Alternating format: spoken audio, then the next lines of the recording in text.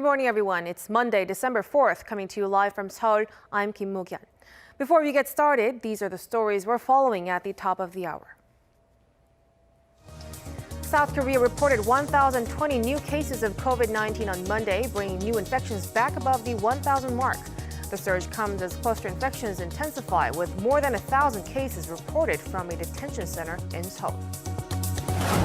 The UK is set to begin its second rollout of a COVID-19 vaccine on Monday, this time the one developed jointly by AstraZeneca and Oxford University. And the 117th U.S. Congress is officially kicked off, making history with the most diverse group of representatives in terms of gender and race. Now we begin with the COVID-19 situation here in South Korea. The country reported 1,020 new cases on Monday, climbing back above the 1,000 mark. Of Monday's new cases, 985 were locally transmitted and 35 were from overseas. There have been 19 more deaths, bringing the death toll to 981. Authorities have extended the current 2.5 level of social distancing in the capital area for 2 more weeks from today. Although some restrictions have been lifted for certain businesses, there will be tighter checks at ports of entry, and the ban on gatherings of 5 or more people has been expanded to the entire country.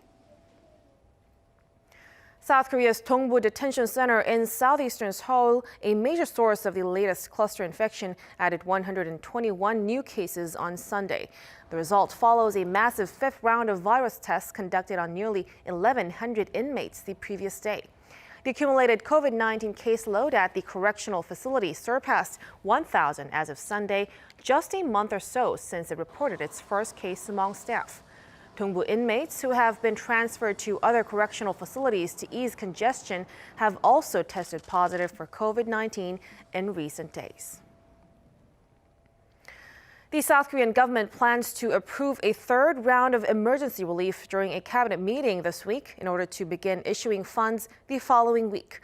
According to the Ministry of Economy and Finance on Sunday, the relief package will be approved on Wednesday, with payments to recipients starting on January 11th. Depending on the nature of their businesses, shop owners will receive handouts of up to $2,700. Freelancers whose income decreased amid the prolonged pandemic will also be eligible to receive up to $920. The latest emergency relief handout is expected to lend a hand to some 5.8 million people affected by COVID-19. The UK is set to begin its second rollout of a COVID-19 vaccine, this time the one developed jointly by AstraZeneca and Oxford University. Along with Britain, India has also approved the use of the UK drug maker's vaccine. Our Lee Seung-jae has more. After beginning its vaccine rollout with Pfizer-BioNTech's vaccine nearly a month ago, the UK will begin a small-scale rollout of AstraZeneca's vaccine on Monday. The vaccine will then be widely distributed to hundreds of vaccination centers run by general practitioners later in the week. Second doses will be given within 12 weeks of the first, rather than the 21 days initially planned for, in order to maximize coverage and increase the number of people receiving the first vaccination. In India, the country said on Sunday that it had approved 2 COVID-19 vaccines, one of which is the AstraZeneca-Oxford vaccine. The other is reported to be one developed by a domestic company, Bharat Biotech. India's drug regulators are also currently considering approvals for vaccines from Pfizer-BioNTech as well as Russia's Sputnik V. India has been moving forward on their vaccine approval process, as the country has the second most infections anywhere in the world. The world's smallest sovereign state, Vatican City, expects to receive enough COVID-19 vaccine doses in the coming days to inoculate all of its workers and residents. The city-state is home to around 450 people, including Pope Francis, while several hundreds of its employees live in nearby Rome. According to a statement by the Vatican on Saturday, the vaccines could arrive in the second week of January. It added that it bought an ultra-cold refrigerator to store the doses, indicating the vaccines it purchased are those developed by Pfizer, which must be stored at -70 degrees Celsius. 이승재, Arirang News. North Korea could possibly hold the 8th ruling Workers' Party Congress on Monday, the first weekday in January. According to the North state-run media last Thursday, delegates to the regime's 8th Congress have already gathered in Pyongyang. On the agenda for this year's meeting is discussion over a 5-year economic development plan, as well as possibly a message to the incoming Biden administration. The event will be the first of its kind in 4 years. South Korean comfort women's first trial in their compensation lawsuit against the Japanese government will take place this week in Seoul. According to the Seoul Central District Court, the judge will make the first ruling as early as Friday. In Daejeon District Court, the Japanese company Mitsubishi Heavy Industries has lodged an immediate appeal. This happened Sunday after the court delivered an order to liquidate the local assets of the firm to compensate the Korean victims of Japan's wartime forced labor.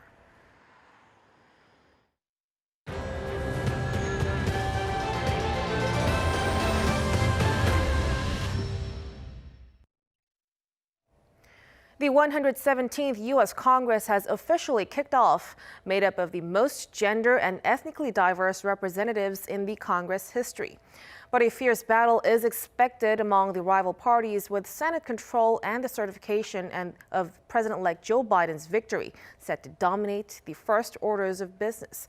Lee Kyung-eun has the latest. New members of the House and Senate have come together for the first time on Sunday, following a fierce battle in the November 3rd election. They were sworn in on Capitol Hill, marking the beginning of their 2-year term. Pursuant to the 20th Amendment to the Constitution of the United States, for the meeting of the 117th Congress of the United States, the House will come to order. Democrat Nancy Pelosi has won a 4th non-consecutive term to serve as the House Speaker. She won by a slim margin, with only 2 Democrats voting against her re-election. In the meantime, uncertainty still remains. As for now, the Republicans still hold a majority in the Senate. But that could all change if Democrats win 2 special elections in Georgia on Tuesday. And bipartisan cooperation will be tested as early as Wednesday, when Joe Biden's victory will be officially certified. President Trump and some Republicans continue to question the election results, making baseless claims over election fraud. Despite the looming political uncertainty, the 117th U.S. Congress will present an unprecedented level of diversity. Overall, 116, or nearly 1 in 5 members of the House and Senate, are racial or ethnic minorities. They include 4 with Korean heritage, 3 of whom are the first Korean-American women to be elected. They're Young Kim and her sister Michelle Steele in California, Marilyn Strickland in Washington, and incumbent Andy Kim in New Jersey makes up the 4. 3 LGBT members and the youngest ever representative at 25 years old are also part of the new session. Lee Kyung-eun, Arirang News. Chinese President Xi Jinping and his Russian counterpart Vladimir Putin vowed to strengthen bilateral ties in their New Year greetings. Pointing out that 2020 was an extraordinary year, Xi emphasized that the 2 countries supported each other in the fight against COVID-19. The leaders of the traditional allies were unable to visit each other due to the pandemic, but have maintained close communication virtually. The Russian ambassador to China said the ties will be unaffected by any third party, referring to the incoming Biden administration in the United States. As predicted for years, the South Korean population posted its first ever drop in 2020, due largely to the slumping birth rate.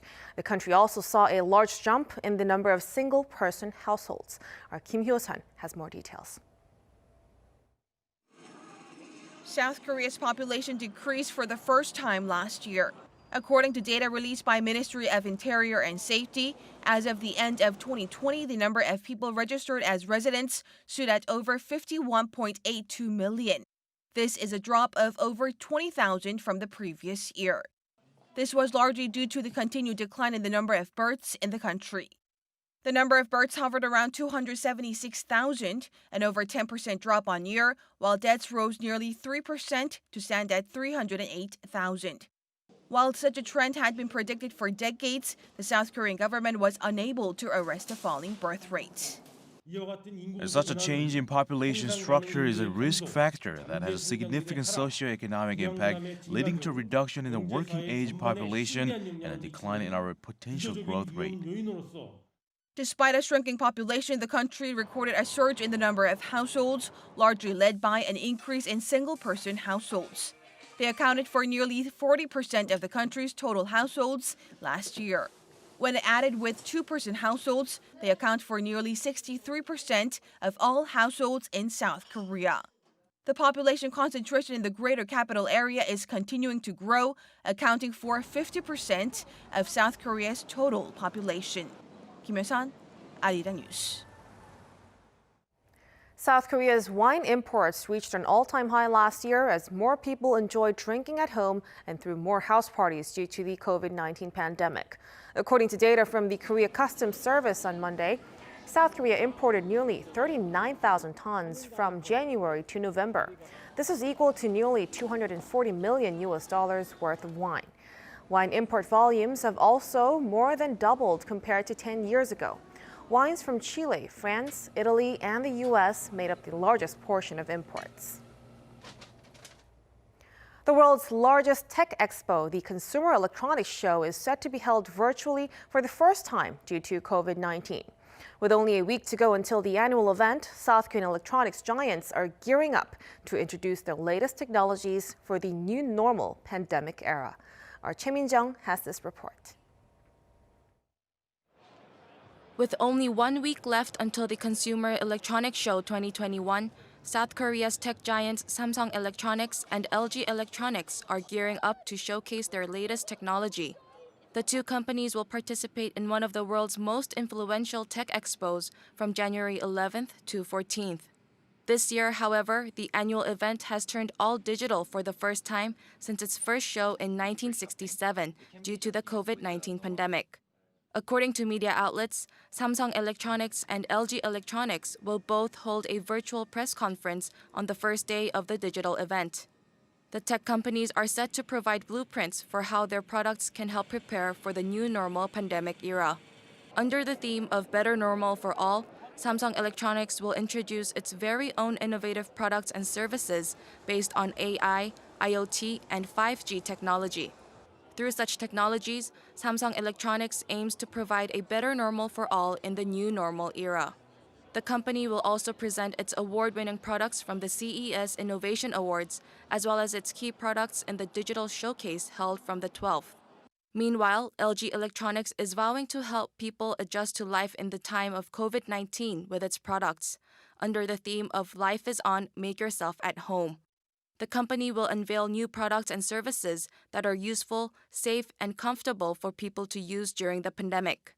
In order to allow customers to have a full-on experience, the company will offer a variety of online platforms, including web broadcasts and 3D virtual exhibitions, which will continue even after the show ends. Choi Min-jung, Arirang News.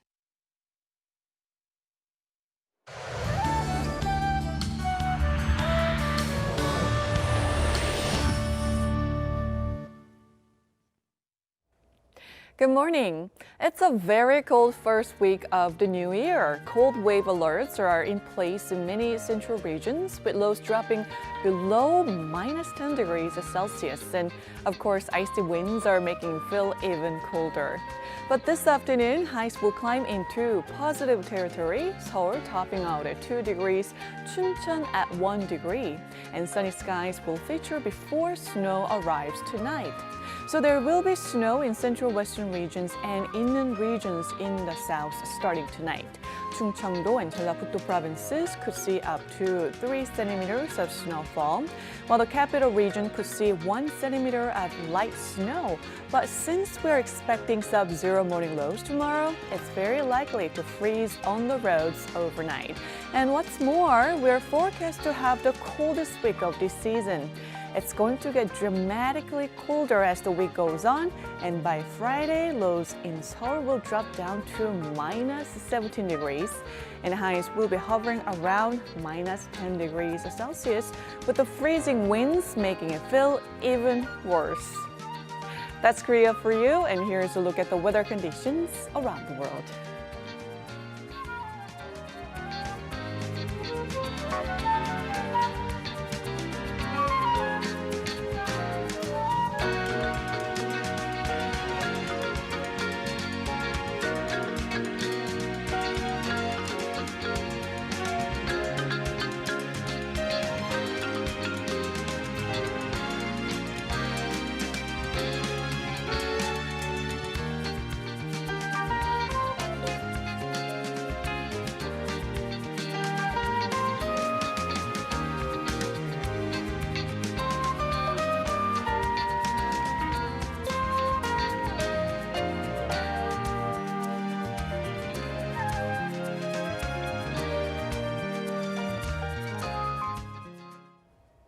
And that's a wrap for us at the hour on Arirang News. We'll be back with more of the day's headlines at noon Korea time, so stay tuned.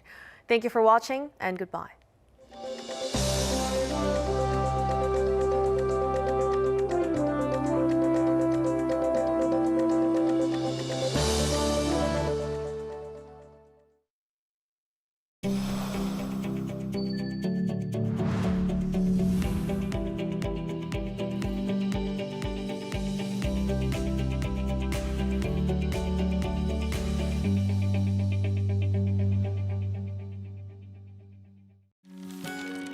Maintaining good health isn't just